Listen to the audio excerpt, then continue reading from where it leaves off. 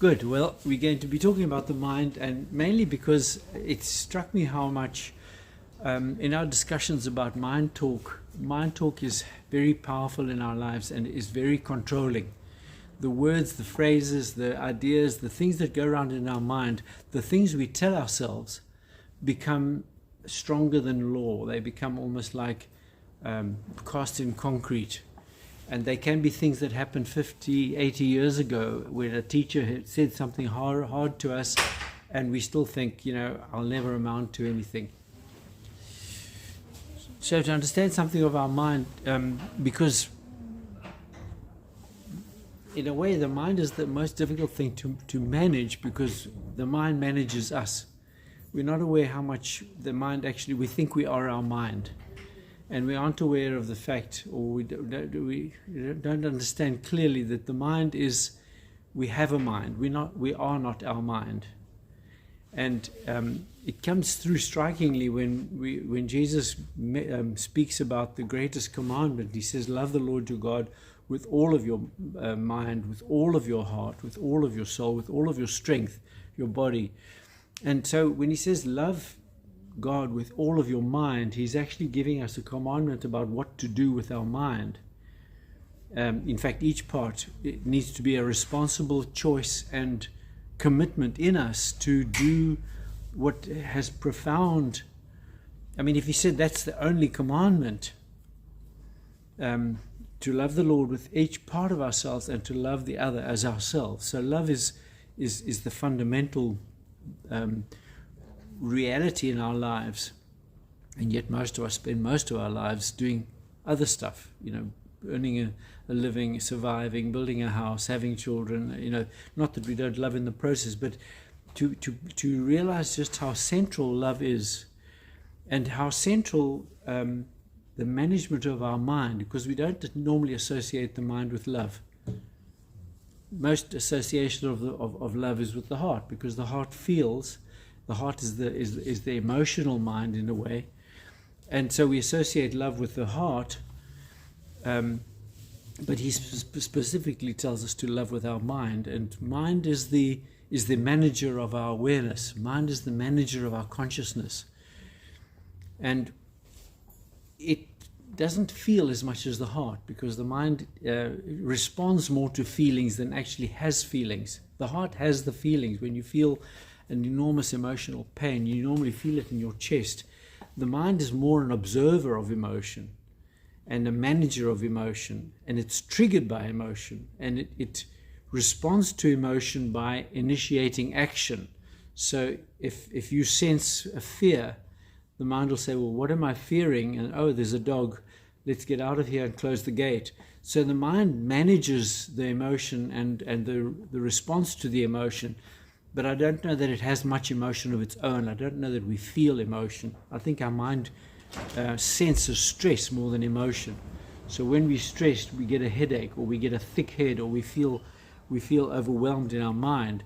But that's often because the mind is trying to do too many things, and it's a bit overloaded. It's a bit like a computer being stressed because it's being asked to do too much.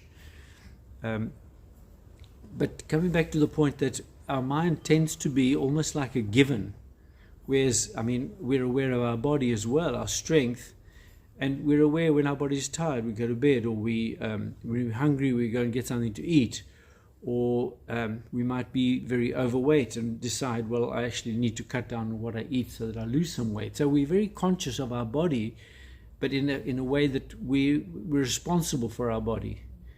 We know we're responsible for a lot of our emotions. We choose a lot of the emotions. We choose whether to, which emotions to go with. We tend to prefer the nicer emotions and avoid the more painful, more difficult ones.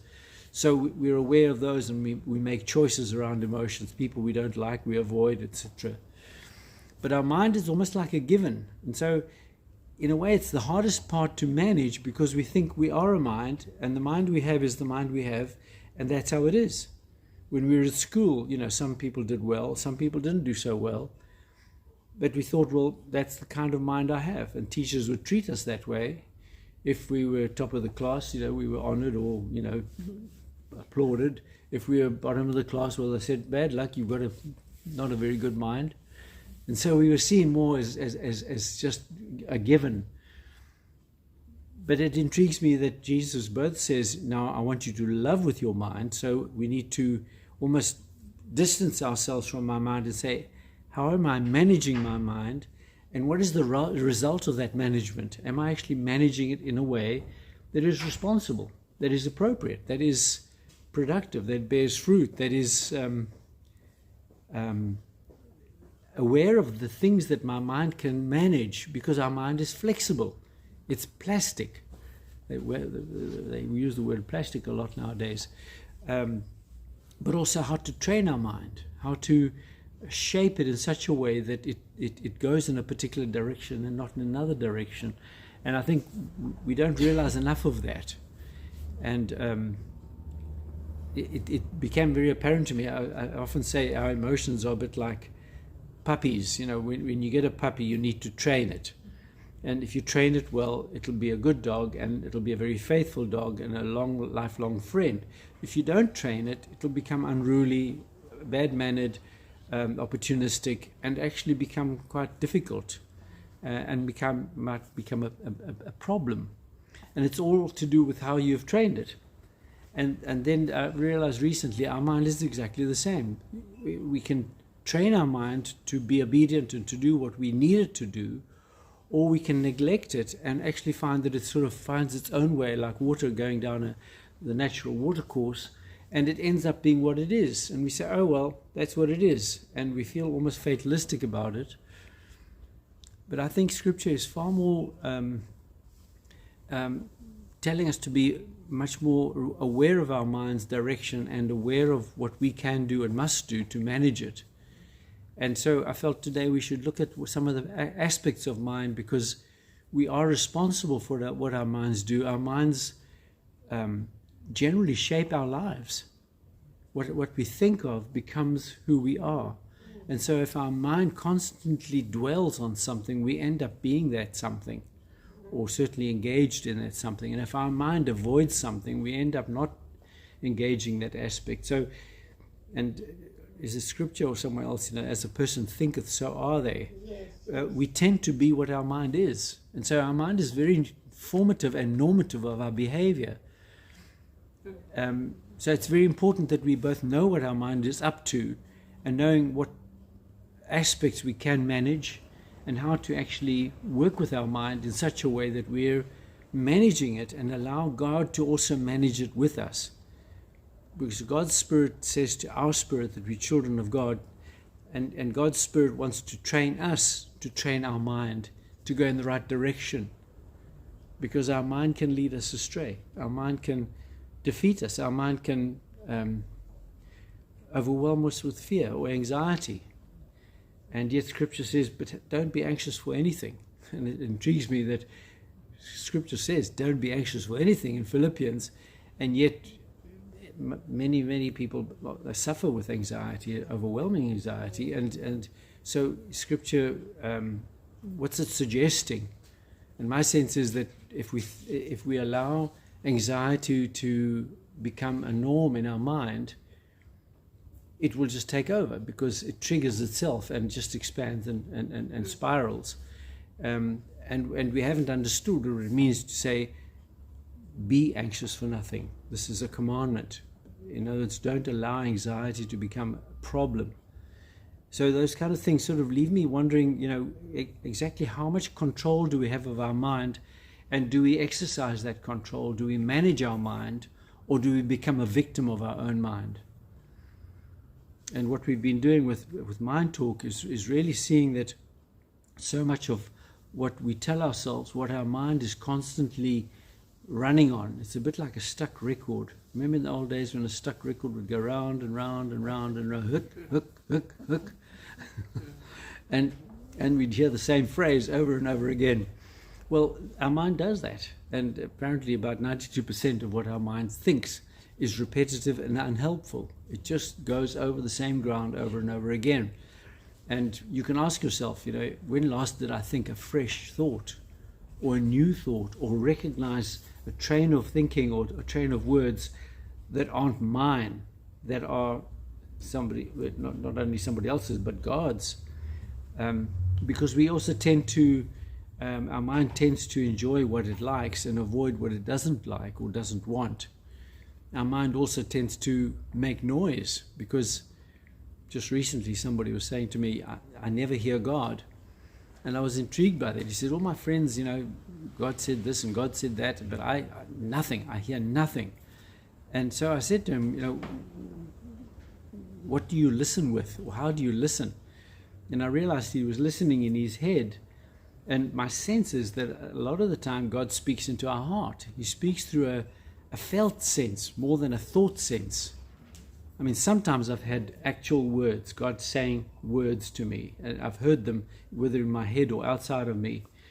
But most of the time it's sort of like a felt sense, and it's like an intuitive sense that something is needed or something's happening or something's in process.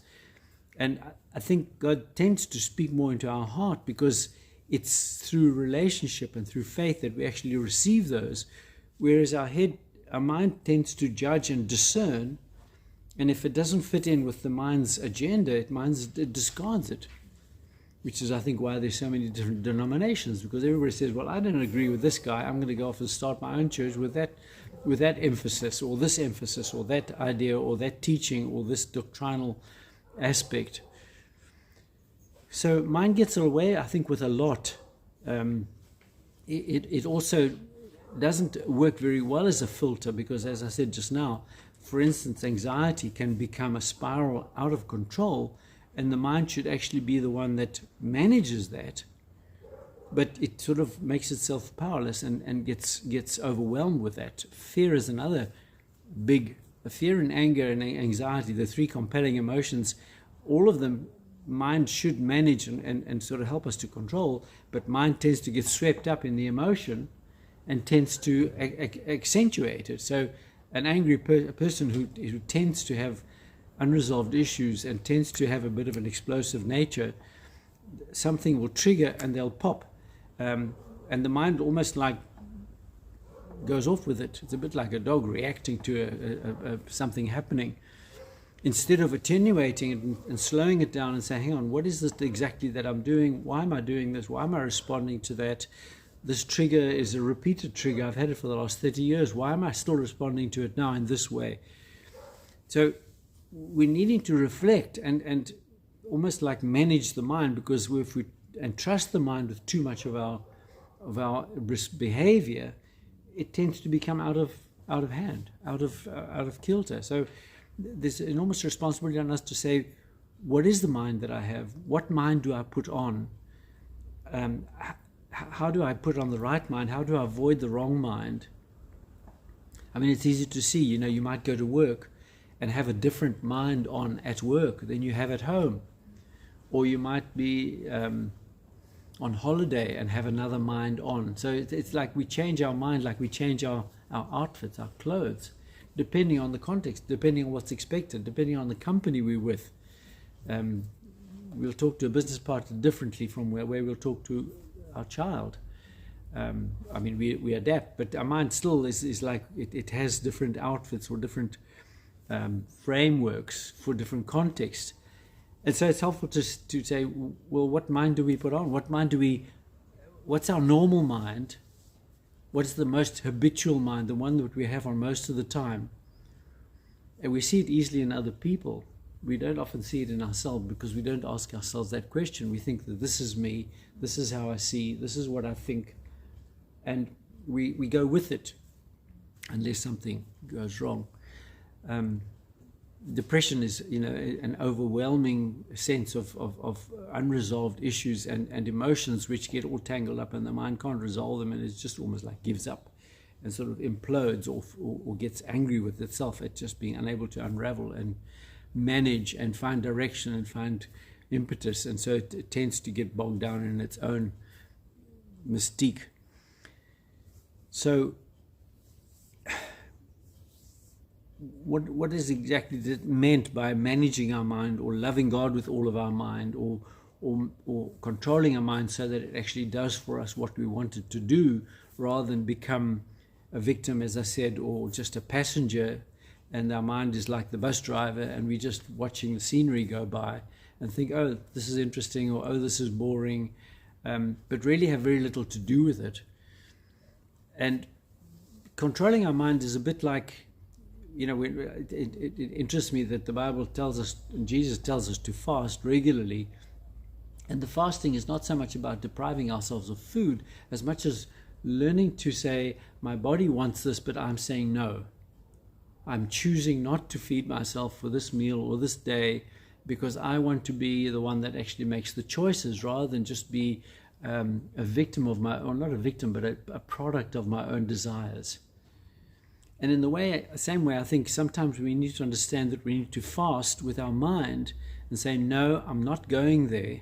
I'm choosing this route rather than that route for this amount of time, for this reason, with expecting this result.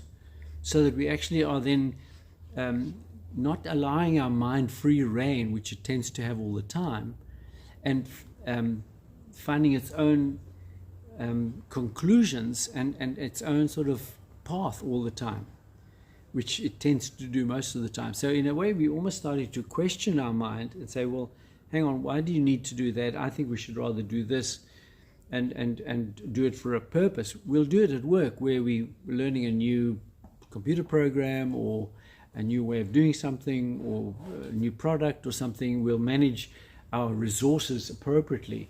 But in our own development, I don't think we do much in terms of shaping our mind and shaping where we're going with it, what we're reading, how we're reading, whether we're reading at all, and the direction generally it's going. And so we almost like leave it to its own resources. And mind likes to be stretched. It likes to be worked. It doesn't do well with neglect. And over time, mind tends to sort of close down.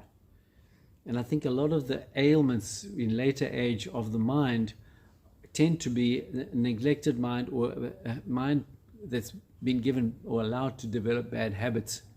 And so it's stopped thinking, or it's stopped really pushing its boundaries, or challenging, or taking risks, or wondering, or exploring. Children have amazing minds. They are constantly questioning, tasting, exploring, curious as anything. And it's making connections in the mind the whole time. That's exactly why they do it. But as we watch our curiosity waning, we realize it's our mind function that's waning. And then we get to the point where we think we know. And our world gets smaller because we don't look at that because, oh, we know what that is and we know what that is, so we don't need to look again. And by doing that, we're actually allowing our minds to diminish in their scope and in their function.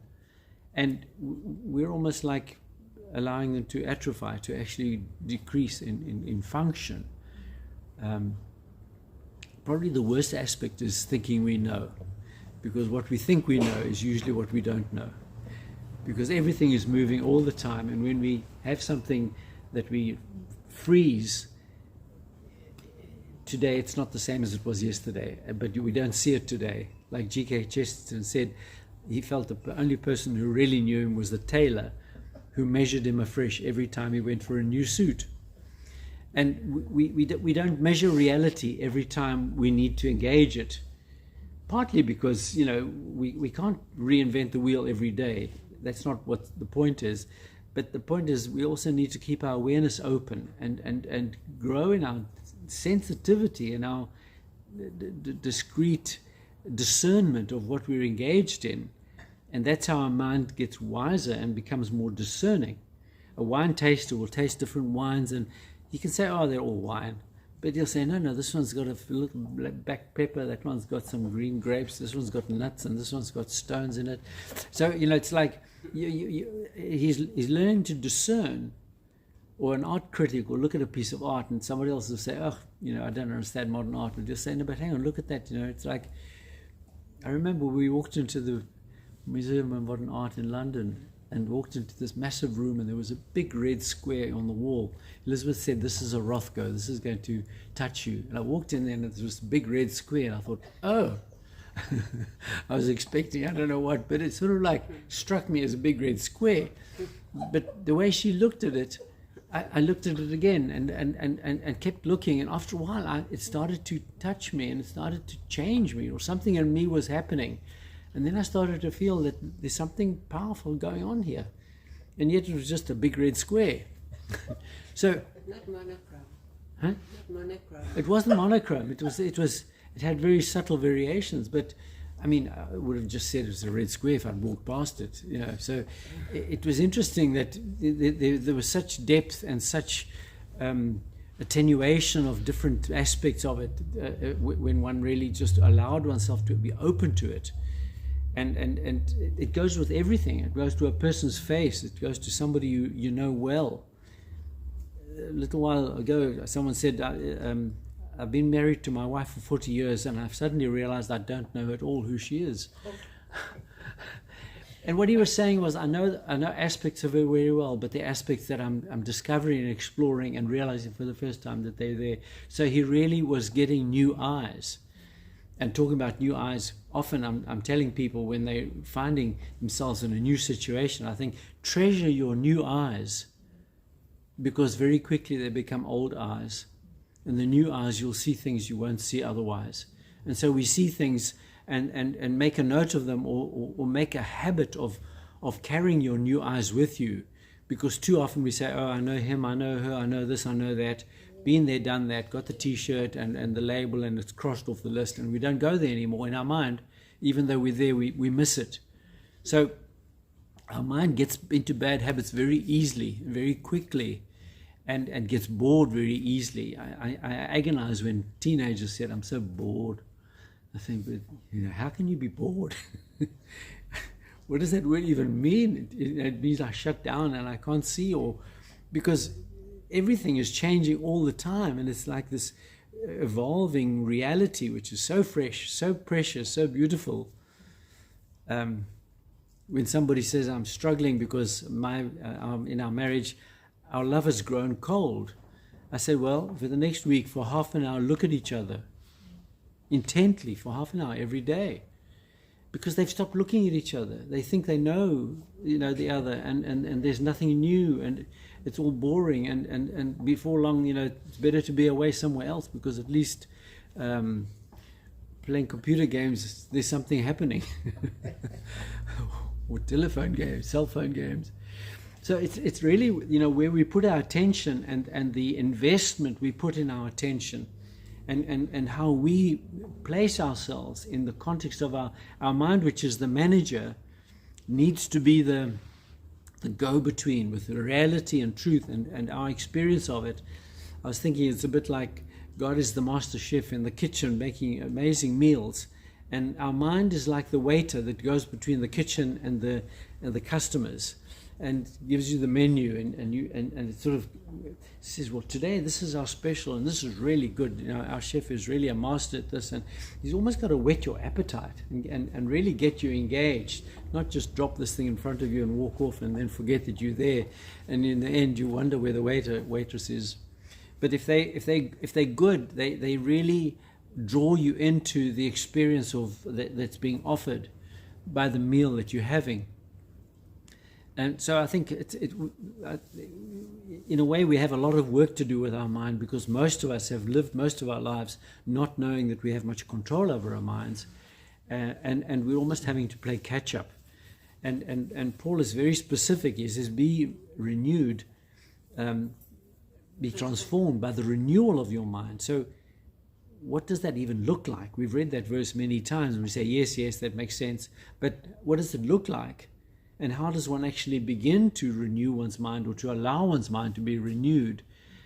And I think part of the problem is we've lived so long that our mind is already full of content. It's like the content is all there. It's full. It's like our house is full of furniture and books and all the stuff that we have. And it's almost like we need to move into another place where we can't take any of that stuff with us. And suddenly, we sort of step out of one world into another world, and we almost like looking around and re-finding ourselves. It was a bit like that when we sailed. We left the world we knew so well, and the next morning we woke up to a grey sea, to the horizon, not much experience in sailing, and a whole new world. And we could remember the other world, but it was out of reach. We didn't know the world we were going into. But it's almost like we had to grow a new mind very quickly, because now we had to respond. We had to sail, we had to eat, we had to stay afloat, we had to find our way.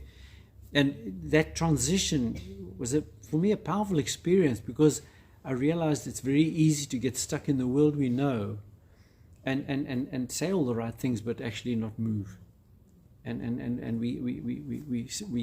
we almost become hardened. Our ability to move gets lost, and we become so stuck in it that it becomes a rigid place, and then it's very hard to move us, and even God can't move us. So I think that's why he says, be open to being surprised, be open to what the Spirit might do. He's always going to surprise us. He will never come the way we expect.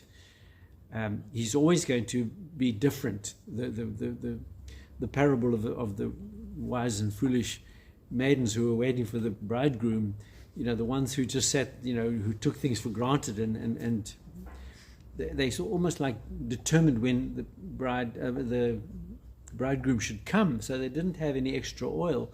Whereas he says the wise ones were the ones who actually left it open-ended, so he could come anytime. So just make sure you've got enough oil, and make sure you're open to the possibility that he could come tomorrow or whatever, and that you're ready for him whenever he comes, so that there's a whole preparation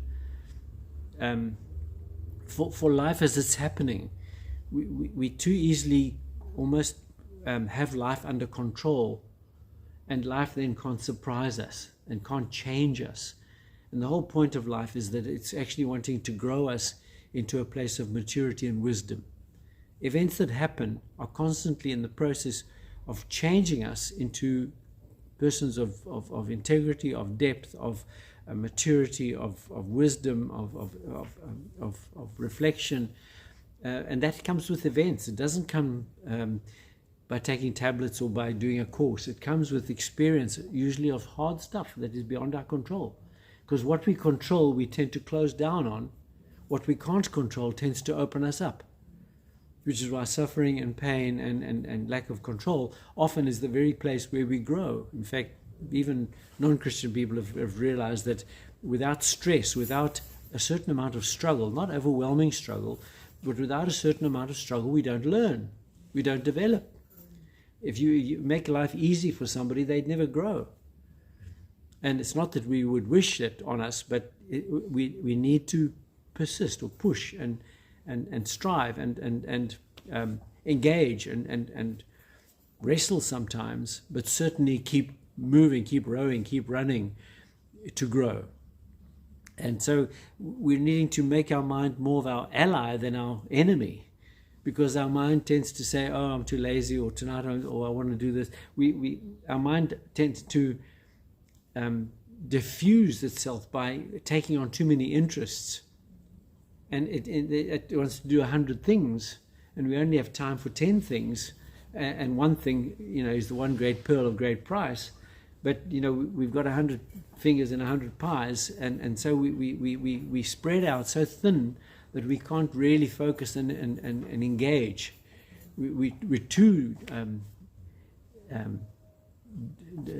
spread out. We're too diluted. So when Paul says, it intrigues me that he says we have the mind of Christ. We have it already. I think with our connection with Jesus, he or not even that, I think even at our conception, he puts into us, in our deep mind, the sense that we know deep in our heart which way things are. I think right from birth,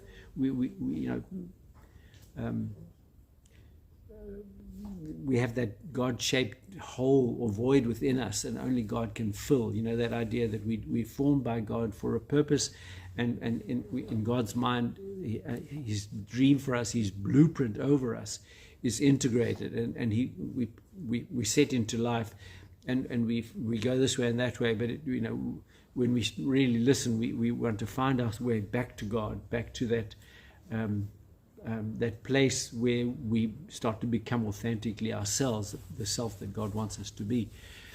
And so we know deep within ourselves, what it is, but then life sort of covers us with layers and layers of all sorts of pressures and desires and things that distract us and mislead us. But I do believe, deep down we have the mind of Christ, we have the conscience of the Holy Spirit, we have a sense of what it is that we're needing to do or be. But finding our way back there is quite difficult. So, he can say we have the mind of Christ, but then he also says, now put on the mind of Christ. Get on with the process of actually refinding or putting on that reality. Again, when we were sailing, it was like we would go to a strange place and put down an anchor, and we would hope that the anchor would go into solid ground. And if it did go into solid ground, the anchor would dig itself in and really hold. And we had a 25-ton boat that would be pushed around in the wind and the waves, but that piece of chain and the piece of anchor that was in deep ground held. And so whatever happened on the surface, we were rooted in reality, in something immovable.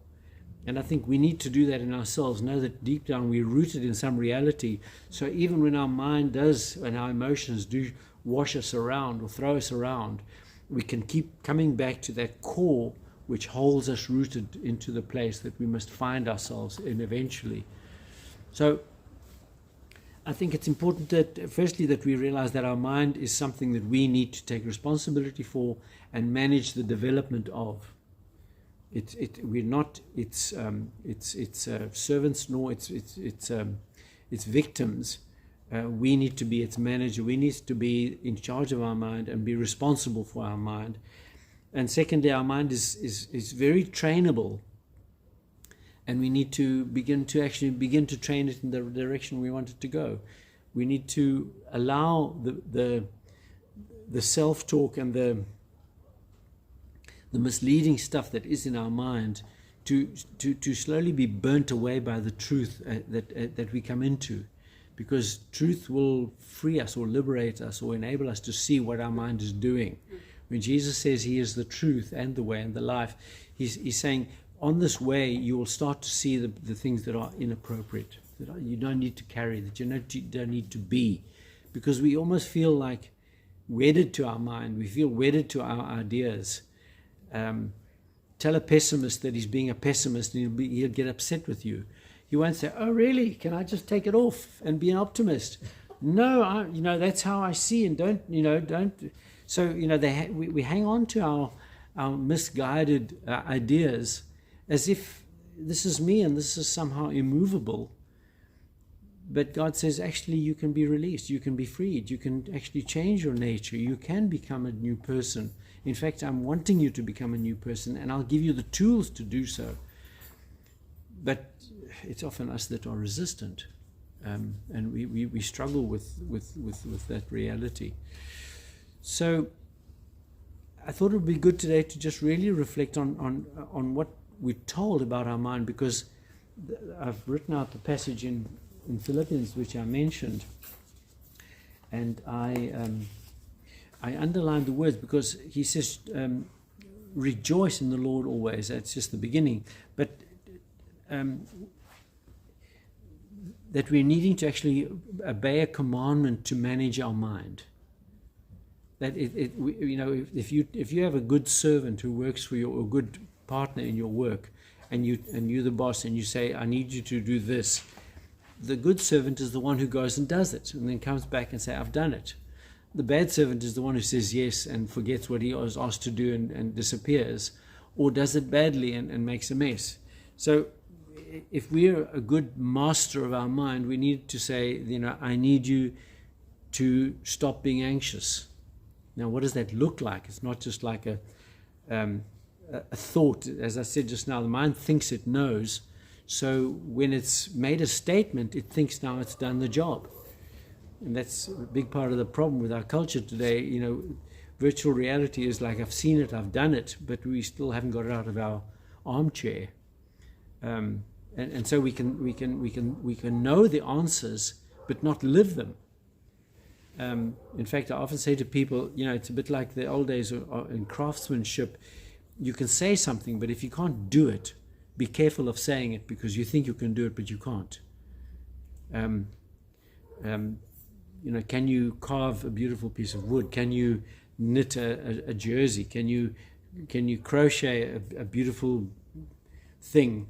It takes a lot of skill, a lot of dexterity. So if we're not in control of our hands, what's happening in our head can distract us and take us away from reality. How rooted are we in reality? You can read all the cookbooks in the world, but if you can't make a good meal, what is that information doing? It's just feeding your mind and stopping you living. We need to be integrated in ourselves, and our mind can easily take us off into theory and not feed the reality of change. And that's, I think, probably the biggest problem in our culture today. We have so much information, we're totally overloaded. In the old days, you had to make a trip to the library and get your card out and get your one book and take it home, or two books, and read them and then take them back within 2 weeks, or get into trouble and pay a fine. So getting information was a laborious process. Now you have all the information at your fingertips, but I don't know that we're any more educated than we were then. We're less invested in our growth because it's so easy. So when we give a command, an instruction, we almost need to understand that this is not just going to happen because we think it. It's going to happen because we actually realize it. And I come back to the story of training a dog. It's very similar to training an animal, an animal that can be trained. And when you've seen programs on television, I'm sure, of dogs that can do all sorts of lovely tricks, but those tricks are all dependent on the dogs being trained. And the process of training them is that they get given rewards. In fact, we were at my brother-in-law's last weekend, and he was talking about having that. You remember those children's clickers we used to have, a little toy that had a little piece of spring that clicked when you pressed it. And you go click, click, click, click, click, click, drive adults crazy. The children used to love it. Well, you get one of those things, and when you're training a dog, every time he does the right thing, you click. And when he does the wrong thing, you don't do anything. So every time then when you click, you're actually shaping his behavior. I didn't realize this. And you can actually get him to start performing tricks, and you click and he knows what to do because he's done it. Every time he's done the right thing, you've clicked. When he's done the wrong thing, you don't click. So he very quickly starts to attune his behavior to the click, and then you give him a bit of reward, a little piece of biscuit, and that's the motivator, and you can shape behavior very quickly. And I think it's important to realize that our mind is in a way very responsive to being trained. So I was trying to think, well, what can I reward my mind with? I haven't tried a clicker, I haven't got one, but a cup of coffee does well for me. A good cappuccino. But different ways of changing behavior. There was a time when I was often speeding and would catch myself going over the speed limit, especially when Elizabeth wasn't with me. And I read somewhere that it helps to put an elastic band around your wrist, and whenever you catch yourself doing something naughty, you give yourself a good hard ping, so it stings. I thought that's a good idea. So whenever I noticed, I would give myself a hard snap. And then to make it even more, I like wine gums, so I'd have a roll of wine gums in the ashtray, and whenever I did the right thing, I'd have an ashtray. I have a wine gum. And blow me down, within a week, I had shifted the behavior, and I thought, well, that's interesting. I thought it would be a lot harder than that. I've since sort of let it drift. But it's very I'm amazed how easily behavior can be shifted, and to begin to actually see that our minds are longing for our investment in a way that we manage, so that they don't go like a dog that chases down every rabbit hole, but actually is well trained and managed and very obedient and becomes your best friend. And my longing is that for each of us, our mind becomes our best friend and not our confusing distractor, which for many of us it is. You know, your mind's here, then there, then there, there. You can't seem to keep your mind in one place for very long, because our culture has so bombarded our minds with so much information. I think 99% of the problem with ADHD is that it's a sensory overload, and our mind is just flooded with distractions. And I mean, every advert is trying to catch your attention with new something or other. And it just breaks into our ability to focus, concentrate, and manage and be consistent. So I thought today would be a good day to look at our mind and what is my relationship with my mind? Who's the boss? What does it mean to be the boss of my mind? Am I going to be bludgeoning it with a stick, or am I going to be so polite that it just does what it wants and never listens to me? Or do I sort of trade with it, say, look, okay, you can have that, but I want this in return. So in negotiating a little bit, there are lots of ways. But you know, basically, what does it mean to love the Lord your God with all your mind? And love is surely not just a piece of information. Love is an action. Love is a choice. Love is a plan. Love is an investment of self. Love is a reflection on what we have done and how it's worked. So love is probably the biggest work of our lives in terms of how it embraces us, and how we invest ourselves in something. And our mind, you know, needs to be part of that investment, or that ability to invest. So it needs to be multi-layered and multifaceted in its skill and in its motivation and in its management of our ability to do something. Does that make sense? Yes. And yeah, to really let our mind be that powerful thing that it is, because it also has a very shady dark side, and we're needing to allow the Spirit to work on our mind in such a way that it actually starts to think on these things, put your mind on these things, reflect on this, be of such a mind. Manage your mind, invest your mind in whatever is good and honest and true and beautiful.